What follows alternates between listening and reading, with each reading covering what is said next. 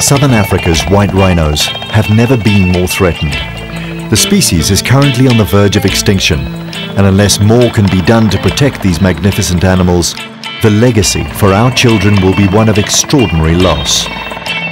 But there is hope. Whilst this is a story about rhinos, it's also a story about people and partnerships that will ensure a positive legacy for generations to come. In the race against time for the white rhino, this is a story about what a few people with the will and determination can do when they come together with a goal in mind.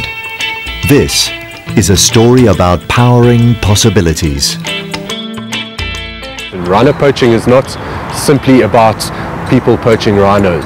It gets simplified. Because it's a complex situation, it means that we need to take a multi-pronged approach to find solutions to the situation. And to do that, the requirement to get as many different people with as many different skills and expertise involved in the situation as possible. In June 2014, the Game Rangers Association of Africa spearheaded a secret initiative to relocate 12 rhino from Exaro's Manketti Game Reserve to a Rapa Game Reserve in Botswana, owned by Debswana Mining Company. Thanks very much for everybody for being here. Leading the team and overseeing the capture and translocation was Marius Fulls, Research Manager at Manketti Reserve. 7 o'clock, we start capturing at 7 o'clock tomorrow morning from the holding area.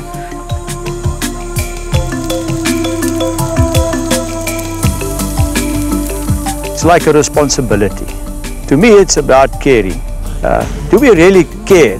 You know, Africa means something. Animals and our nature and our ecosystems is part and parcel of Africa. We would like to get people to understand that that responsibility and accountability lies with us, everybody, all of us. A day like this, again, it's a reaffirmation and a commitment of Exaro that mining and wildlife can truly exist together. We've got 16,000 hectares around the mine, yeah, and between us and the power stations. And for me, to see mega industry in harmony with the ecosystem is very, very important. To go there to Rapa and to see them be released there is going to be fantastic.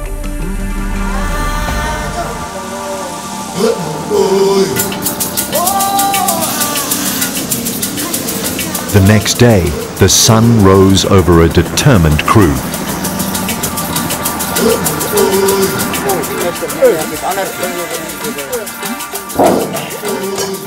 We've got a deadline by which time the convoy must leave, to leave us enough time to go through the border post, and we need to try to get all the animals on the crates by then. We're going to operate with 2 capture teams, 2 helicopters, basically 2 totally duplicated teams.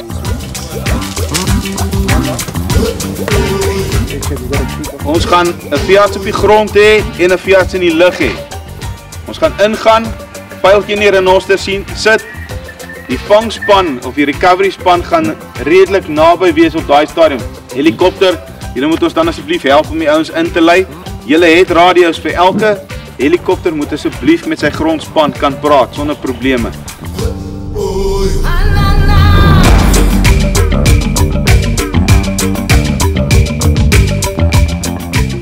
Big industry, big corporates have a huge role to play in conservation. Some of them do own large tracts of land, natural landscapes, which can contribute positively towards conservation and the sustainability also of their operations. And I think that was very important from our side. It was an amazing opportunity to bring these 2 partners in the project, Exaro being one of them, who really from the outset were so committed to the project, and they bought into it, seeing the value beyond any monetary value. They saw the conservation value of this project and they wanted to be part of it. Liftoff, and the hunt for the rhino begins.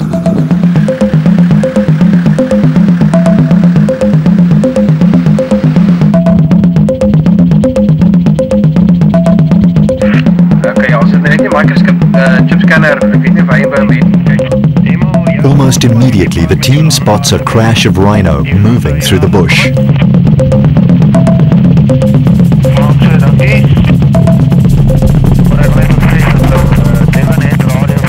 As Dr. Maria readies the M99 tranquilizer dart, the pilot has to track the rhino from the air in order to get the best angle.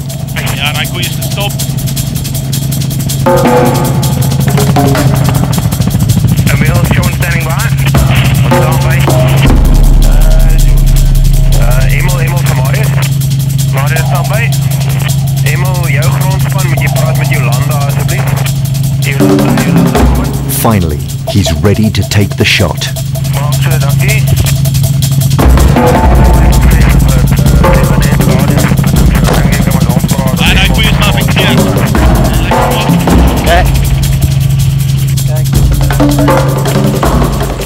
The ground vehicles get the go-ahead to move in. Now begins a critical stage. The chopper has to land the vet in a clearing as near to the darted rhino as possible in order for the vet to link up with the ground crew and move in.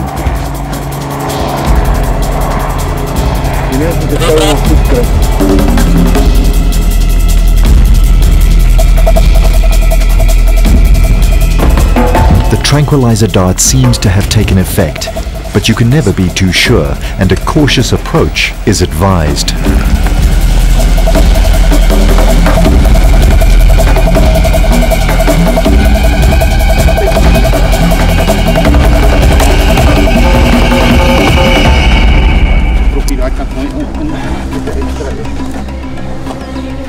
M99 is an amazing drug, and there's a huge amount of trials that have obviously gone into these immobilizing drugs.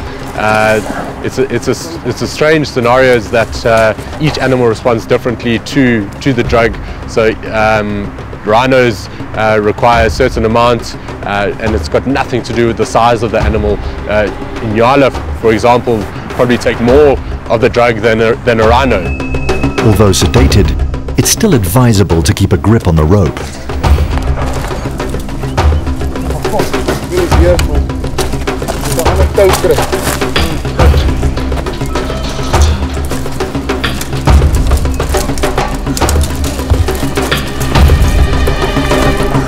Eventually, she goes down.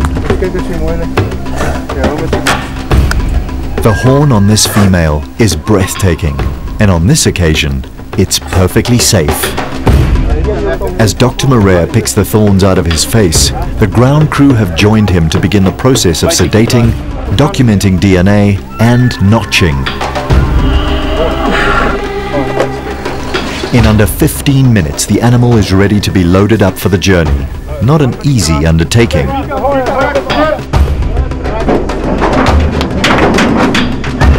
Thank you. Okay. Leave the earplug for now.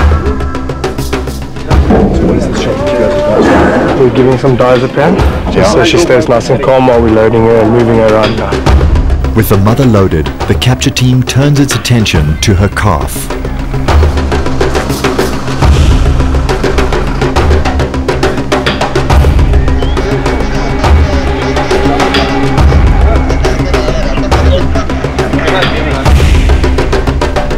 The team works expertly to keep the tranquilized rhino calm.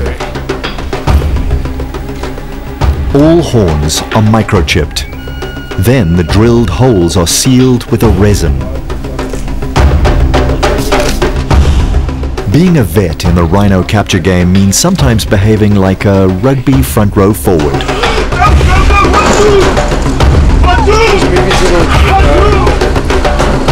Little bumps out the way.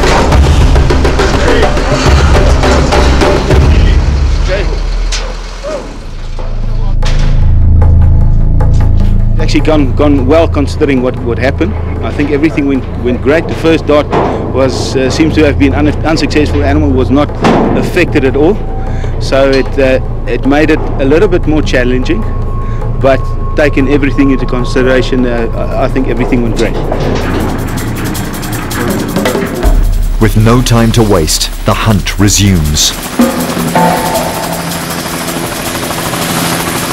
While the threat of poaching is one of the major reasons for this translocation, the moving of rhinos to Botswana also increases genetic diversity across borders in sub-Saharan Africa. Traditionally, rhinos are ranging animals, but because their habitat has shrunk considerably with human sprawl, it has become an imperative to manage genetic diversity.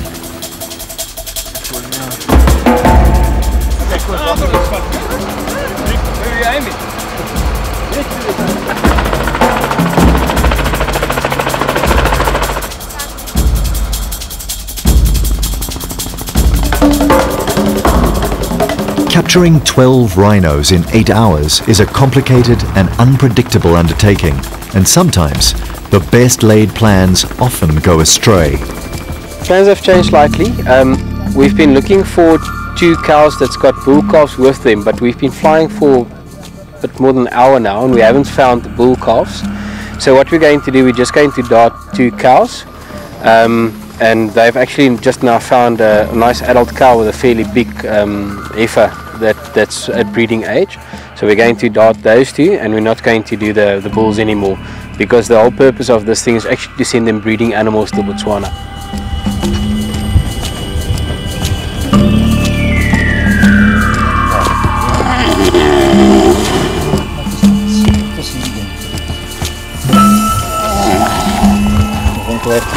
Just checking the colour of the bladder. These are all parameters that we use to just see how she's doing while we're waiting for the trucks to get here. But she's fine at this stage.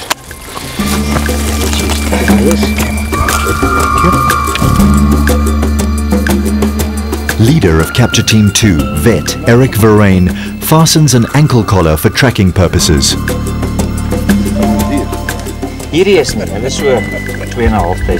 Besides Exaro, other sponsors were brought on board to assist with the cost of a translocation of this nature.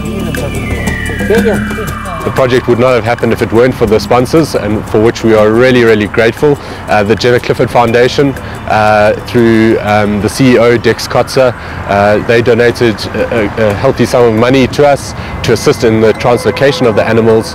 We also had Roman's Pizza, Zurich Insurance, really out-of-the-box sponsors for Rhino project. It was also exciting to have their actual participation in the project on the day in terms of the translocation. They were there, they wanted to be part of it and see conservation in action.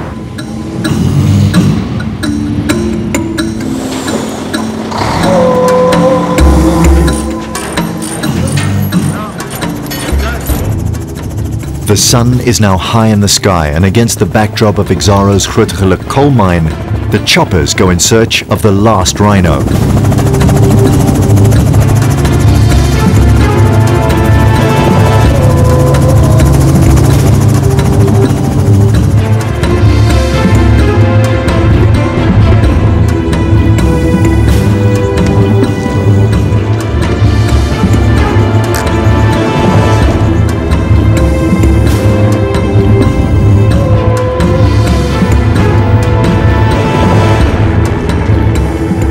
Each captured rhino has a series of notches cut into the ear in order to identify animals individually. This corresponds to a number on a central database, which allows animals to be effectively monitored.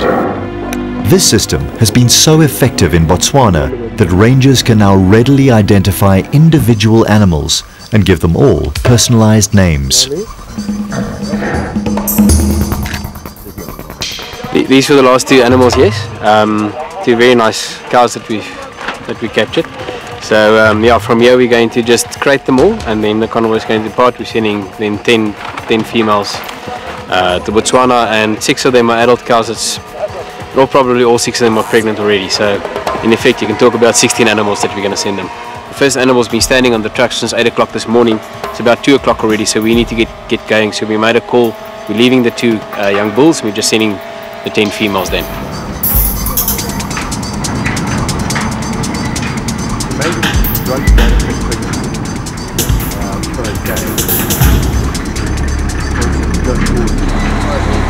Back at base, everything is readied for the long haul to Botswana.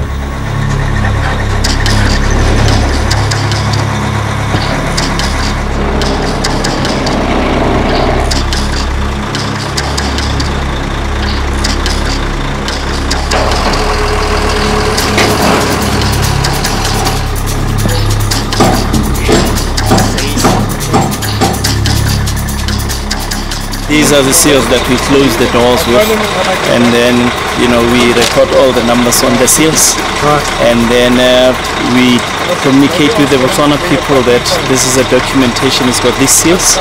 So when the trucks go into Botswana and then they arrive there and then they check the seals against the information that we gave them or we emailed them, just to make sure that this was not open along the way to Botswana. The convoy sets off slightly behind schedule, headed for the Botswana border.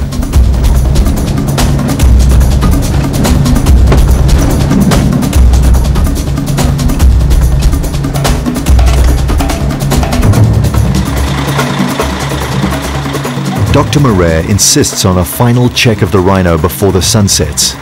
With such a valuable cargo, every stop is a danger to both the Rhino and the humans. Tight security is an imperative.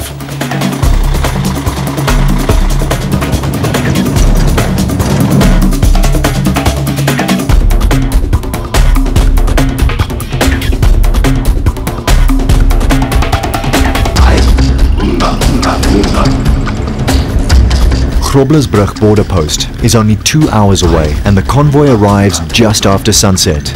The aim is to drive through the night and release the Rhino early the next morning, making sure that they spend the least amount of time in the crates as possible. Everything is going according to plan. The convoy waits to get clearance to go through the border to get to Botswana. They wait and wait and wait. Despite the correct paperwork, the convoy is turned around. Although having acquired permission to take the Rhino through Groblersbrug border post, the local authorities were unwilling to accept the paperwork on such a sensitive cargo and instructed the trucks to head for the CITES-accredited Ramatlabama border post, almost 9 hours away. By morning, the whole team was pretty shattered. But the drivers pressed on nonetheless, determined to get the Rhino to their new homes.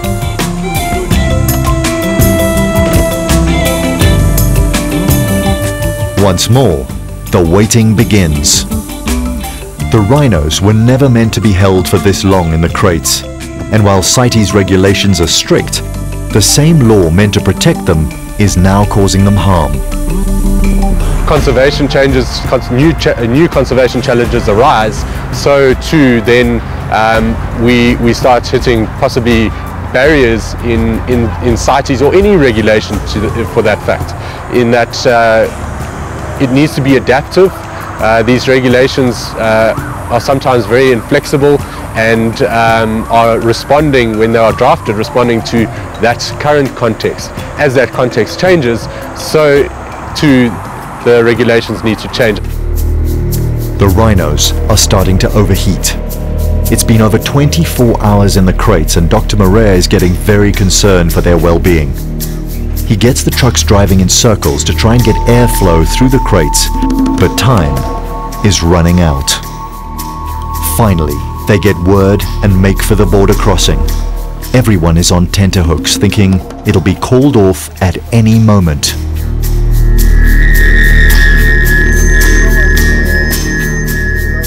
No man's land. And then, Botswana.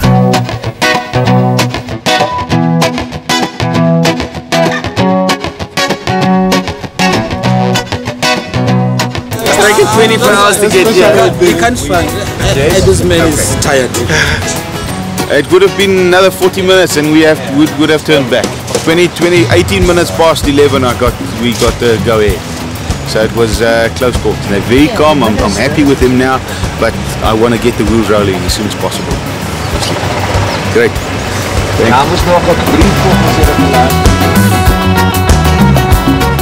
They're back on the road with 666 kilometers to go. The trip has taken them almost 1,000 kilometers out of their way to get to Arapa Game Reserve, but their spirits are back up. Every available resource on the Botswana side is offered to our translocation team, including veterinary, administrative and even military, with the Botswana Defence Force also driving a massive detour to meet up with the convoy at the second border post, ensuring their safe passage.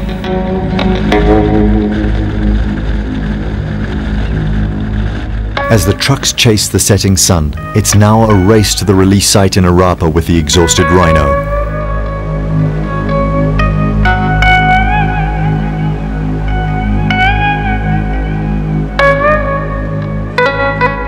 It's 1 a.m. on a freezing cold morning at Arapa Game Reserve when the team finally arrive.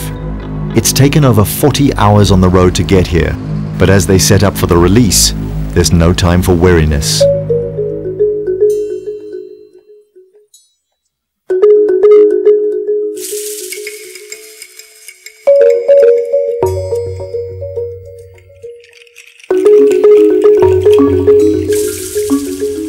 Yesterday, the capturing process was unbelievable.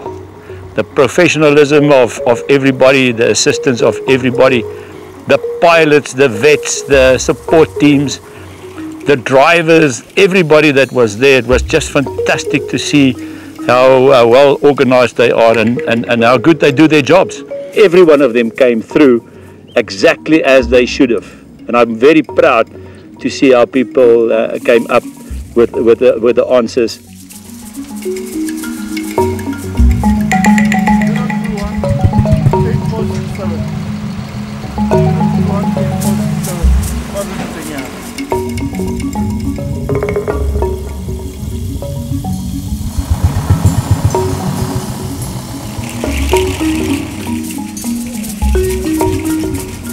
The vets administer an antidote to counter the effects of the tranquilizer.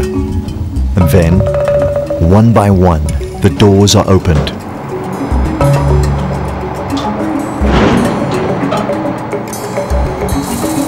The trip has been particularly rough on some of the Rhino, with this mother's horn having been ripped clean off in the cramped crate. While the horn will regrow, it's incredibly painful for the Rhino and a pretty gory sight.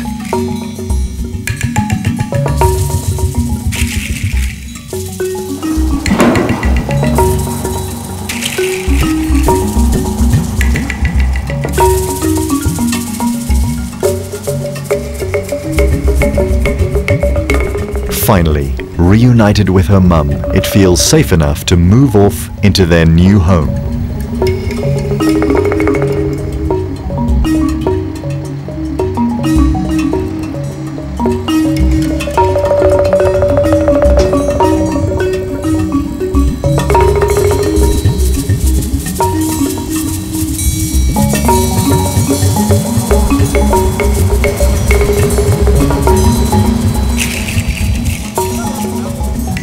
A rhino's most powerful sense is that of smell. As this mother explores an unfamiliar environment, she can smell her calf close by. She's not wrong.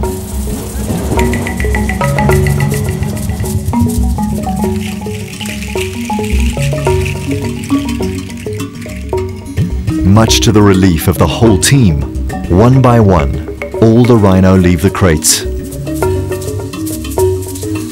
Eric Verreyn, head vet at Arapa, couldn't be happier. I see rhinos actually as the symbol of biodiversity conservation. And that is what I would like to see in 50 years. I don't only want to see rhinos. I actually want to see healthy ecosystems where rhinos are simply part of it. If we cannot protect the rhino, how are we going to protect the other animals? The next morning, the Rhino have all but disappeared into their new homes. In the fight to save the white rhino, this has been one of the good stories. A story about hope and a story about powering possibility. 10 days later, the rhino are tracked to a nearby watering hole. They are all healthy and thriving in their new home. This is only the beginning, with many more planned translocations. This is the start of a legacy that our children's children can be proud of.